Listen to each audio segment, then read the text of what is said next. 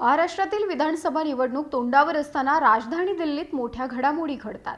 आम आदमी पक्षाचे सर्वेसर्वा अरविंद केजरीवाल यांनी दिल्लीच्या मुख्यमंत्रीपदाचा राजीनामा दिला आणि त्यापूर्वी त्यांनी नवीन मुख्यमंत्री नियुक्त करण्यासाठी पक्षाच्या आमदारांची बैठक घेतली।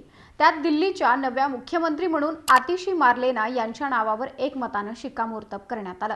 आता दिल्लीच्या नव्या मुख्यमंत्री म्हणून आतिशी मार्लेना या कारभार सांभाळणार आहेत। पण या सर्व घडामोडी घडण्यामागची नेमकी कारणं काय? विधानसभा निवडणुकीच्या तोंडावर मुख्यमंत्री पदाचा राजीनामा देऊन अरविंद केजरीवाल यांनी नेमकी कोणती खेळी केली आहे? याचे राजकीय अर्थ काय आहेत? नव्या मुख्यमंत्री म्हणून दिल्लीचा पदभार स्वीकारणाऱ्या आतिशींसमोरची आव्हानं काय? हे आपण या व्हिडिओतून जाणून घेणार आहोत। नमस्कार, मी Madhuri Kumkar, for the people news मध्ये आपलं स्वागत। व्हिडिओला सुरुवात करण्यापूर्वी आपण चॅनलला सबस्क्राइब करा, लाईक व फॉलो जरूर करा। जवळपास 5 महिने तुरुंगातून सरकार चालवल्यानंतर 13 सप्टेंबरला सायंकाळी उशिरा केजरीवाल यांना जामीन मिळाला आणि ते तुरुंगाबाहेर आले। त्यानंतर 2 दिवसांतच त्यांनी राजीनामा देण्याची घोषणा केली आणि आपल्या मुख्यमंत्री पदाचा राजीनामा दिला। राजीनामा दिल्यानंतर आतिशी मार्लेना यांची पक्षाकडून एकमताने दिल्लीच्या मुख्यमंत्रीपदी निवड करण्यात आली। आतिशी या उच्च विद्याविभूषित आहेत। त्यांनी ऑक्सफर्ड विद्यापीठातून इतिहास विषयात अभ्यास केलाय। चेवनिंग स्कॉलरशिप मधून त्यांनी पदव्युत्तर पदवीचं शिक्षण घेतलंय। अरविंद केजरीवाल यांनी आतिशी यांची मुख्यमंत्रीपदी निवड करून केवळ विरोधकांनाच नाही तर अनेक राजकीय जाणकारांनाही आश्चर्यचकित केलं। तुरुंगातून बाहेर येताच केजरीवाल हा गौप्यस्फोट करतील अशी अपेक्षाही कुणाला नव्हती। त्यामुळे केजरीवाल यांच्या राजीनाम्याची घोषणा झाल्यानंतर त्यांनी एवढा मोठा निर्णय का घेतला असे प्रश्न राजकीय वर्तुळात उपस्थित होतात। या प्रश्नाच्या उत्तरात खरं तर अनेक कारणं दडली आहेत। केजरीवाल हे दिल्ली मध्य धोरण गैरव्यवहार प्रकरणी तुरुंगात होते। सर्वोच्च न्यायालयाने त्यांना दुसऱ्यांदा जामीन दिला। त्यांच्यावर आरोप झाल्याच्या अगदी सुरुवातीपासूनच भाजपसह दिल्ली काँग्रेसने राजीनाम्याची मागणी केली होती। केजरीवाल मात्र राजीनामा न देण्यावर ठाम होते। तुरुंगातून सरकार चालवून दाखवू असंही त्यांनी विरोधकांना ठणकावून सांगितलं होतं। दरम्यान 13 सप्टेंबरला त्यांना जामीन मिळाला आणि तुरुंगातून बाहेर येताच 2 दिवसांत राजीनामा देणार असल्याची घोषणा केली।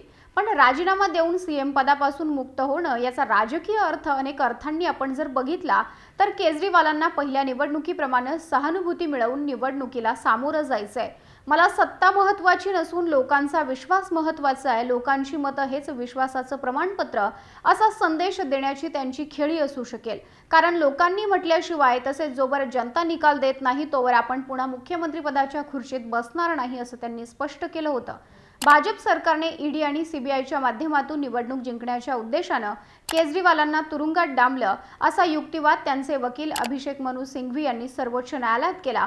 पण केजरीवाल यांनीही मुख्यमंत्री पदाचा राजीनामा न देता तुरुंगवास भोगून दिल्लीतील आपचं सरकार अस्थिर करण्याच्या ईडी आणि सीबीआयच्या कथित मनसुंब्यांना निष्प्रभ केलं।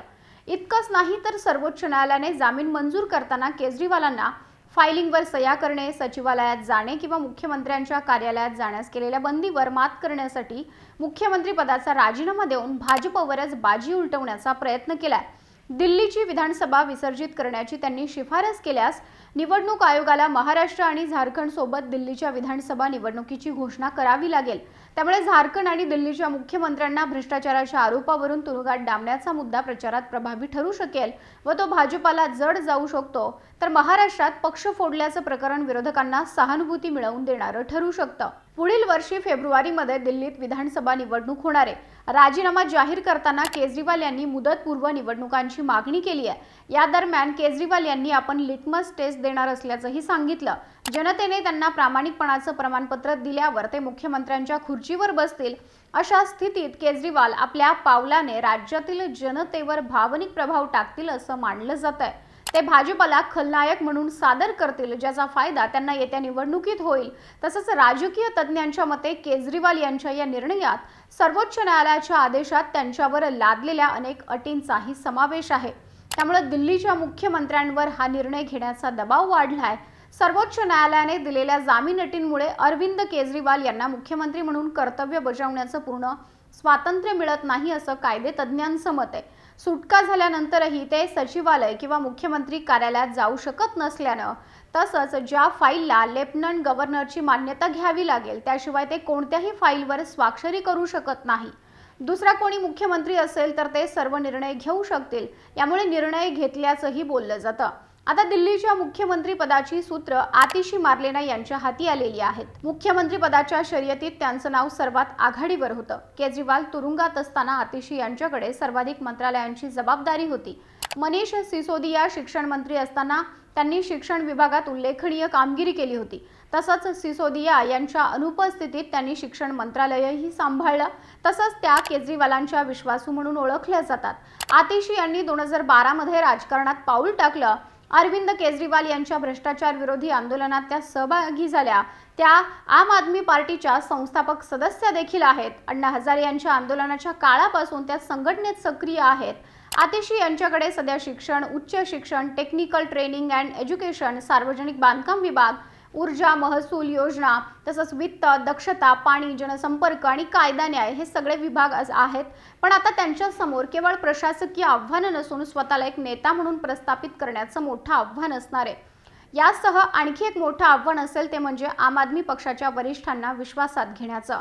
संजय सिंह, राघव चड्डा, सौरभ भारद्वाज, गोपाल राय, कैलाश गेहलोत यांसारख्या अनेक नेत्यांना सोबत घेऊन काम करणं हे त्यांच्यासाठी आव्हानात्मक असणार आहे। कारण या सर्व नेत्यांना माहिती आहे की त्या डमी मुख्यमंत्री आहेत। खरी सूत्र अरविंद केजरीवाल यांच्याच हाती राहतील। याशिवाय हे सर्व नेते त्यांचे प्रतिस्पर्धीही आहेत।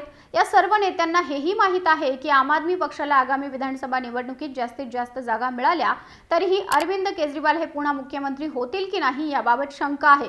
कारण जे आरोप आज अरविंद केजरीवाल यांच्यावर आहेत तेच आरोप 6 महिन्यांनंतरही राहतील।